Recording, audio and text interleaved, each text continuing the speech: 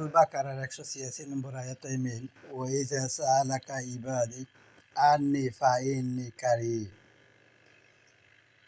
যখন আমার বান্দারা আপনাকে জিজ্ঞেস করে আমার ব্যাপারে, আপনি বলেন আমি খুব কাছে, আমি অতি নিকটে। আর যখন কেউ দোয়া করে আমার কাছে, আমি তার দোয়া কবুল করি। তারাও আমার কথা মানুক, আমার কথা শুনুক, আমার কথা কবুল করে নিক, আর আমার প্রতি ঈমান আনুক। এইগুলো করলে আশা করা যায় তারা সঠিক পথ প্রাপ্ত হবে।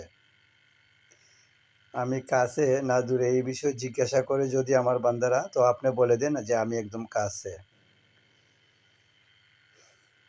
আকরাবু মিন হাবলিল ওয়ারিদ, যে শাহরোগ আছে তার থেকেও আল্লাহ তাআলা কাছে। আর রহমান আলাল আরশ ইস্তাওয়া, আল্লাহ তাআলা আরশের উপরে ইস্তেওয়া গ্রহণ করেছেন, তিনি আরশের উপরে আসীন আছেন। কিন্তু আমি আপনার যত কাছে আছি তার চেয়েও বেশি কাছে আল্লাহ তাআলা আমাকে দেখার দিক থেকে, শোনার দিক থেকে এবং আমাকে কন্ট্রোল করার দিক থেকে, আমাকে হেল্প করার জন্য, আমাকে শাস্তি দেওয়ার জন্যে, সব কিছু দিক থেকে সিফাতগুলো দ্বারা আল্লাহ তাআলা একদম অনেক কাছে। কাছে বলতে আমার অন্তরে যা আছে তাও আল্লাহ জানেন, কিন্তু আপনি আমাকে দেখতেছেন কিন্তু আমার অন্তরের কত জানেন না। কিন্তু আমার অন্তরে কি আছে আপনি জানেন না, জানতে পারবেন না, কিন্তু আল্লাহ সুবহানাহু ওয়া তাআলা তা জানেন। ইন্নাহু আলিম বিজাতিস সুদূর, এই সব দিক থেকে আল্লাহ তাআলা আমাদের অনেক কাছে।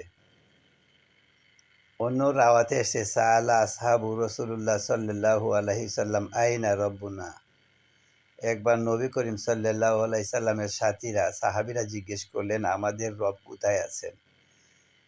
তখন আল্লাহ তাআলা নাজিল করলেন এই আয়াতটা যে আমি অত্যন্ত কাছে আছি।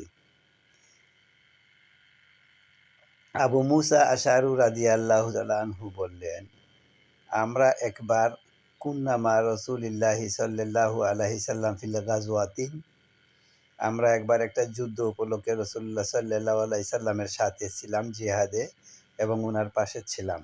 ফাজাআলনা লা নাসআদু সারফান ওয়ালা নারু সারাফান ওয়ালা নাহবিদু ওয়াদিয়ান ইল্লা রাফা'না আসওয়াতানা বিত-তাকবীর, আমরা যখন মুজাহিদরা জিহাদে চলছিলাম, কোনো উঁচু প্রান্ত উঠলে এবং নিচু প্রান্তে নামলে আমরা খুব স্লোগান দিয়ে যেতাম, আল্লাহু আকবার, আল্লাহু আকবার, জোরে জোরে দোয়া করে আল্লাহকে ডাকতাম, আল্লাহ তাআলার স্লোগান দিয়ে যেতাম।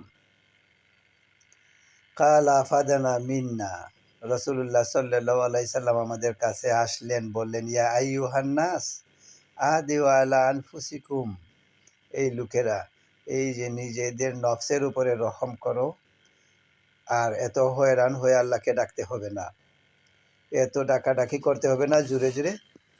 ফা ইন্নাকুম লা তাদউনা আসাম ওয়ালা গাইবা, এমন আল্লাহকে ডাকো না যে আল্লাহ কানে একটু কম শুনে, এমন আল্লাহকে ডাকো না যে আল্লাহ গায়েব, অনেক দূরে, কিছু বুঝেন না, এইরকম আল্লাহকে তোমরা ডাকো না। তোমাদের রব কত কাছে? একদম কাছে। ইন্নামা তাজউনা সামিয়ান বাসিরা, এমন আল্লাহকে ডাকো যিনি সব কিছু শুনেন এবং সব কিছু দেখেন। ইন্নাল্লাযিনা তাদউনা আকরাবু ইলাইহি আহাদিম মিনকুম ওয়া আনকা রাহিলাতি, যে আল্লাহকে ডাকো সে আল্লাহ তোমাদের এত কাছে, তুমি যে জানোয়ারের উপরে সোয়ার হও, ঘোড়া বা উট বা গাধার উপরে বসলেও সেই জানোয়ারের গর্দান যত কাছে, তোমার আল্লাহ তার চেয়েও কাছে। আবার মনে করবেন না যে আল্লাহ তাআলা আপনার সামনে বসে আছেন, নাউজুবিল্লাহ, এরকম কিছু না। ইনার রহমানু আলাল আরশি ইস্তাওয়া, কিন্তু শোনার দিক থেকে আল্লাহ অনেক কাছে। আকরাবু মিন হাবলিল ওয়ারিদ, ইয়া আব্দুল্লাহ ইবনে কায়েস আলামদাকামে মিন কুনুজিল জান্নাহ। এরপরে হাদিসটা আরও বলে যে তিনি বলেন, হে আব্দুল্লাহ ইবনে কায়েস, যিনি সাহাবী ওনার সামনে ছিলেন রাদিয়াল্লাহু আনহু, ওনাকে লক্ষ্য করে বললেন, শুনো আব্দুল্লাহ ইবনে কায়েস, তোমাকে কি একটি সুন্দর বাক্য শেখাবো, একটা সুন্দর কথা শেখাবো, যেটা জান্নাতের একেবারে সম্পদ, আল্লাহ তাআলা যেটাকে জান্নাত পাওয়ার সম্পদ হিসাবে রেখে দিয়েছেন, সেটা হচ্ছে লা হাওলা ওয়ালা কুওয়াতা ইল্লা বিল্লাহ। এই দোয়াটা বেশি করে পড়ো। এই দোয়াটা আল্লাহ তাআলা জান্নাতের মধ্যে রাখছিলেন। কোনো রেওয়াতে আসছে এই জিকিরটাকে আল্লাহ তাআলা শুধু রাসূলুল্লাহ সাল্লাল্লাহু আলাইহি সাল্লামকে দিয়েছিলেন এই উম্মতের জন্য। এর আগের লোকেরা এই খবর পায় নাই।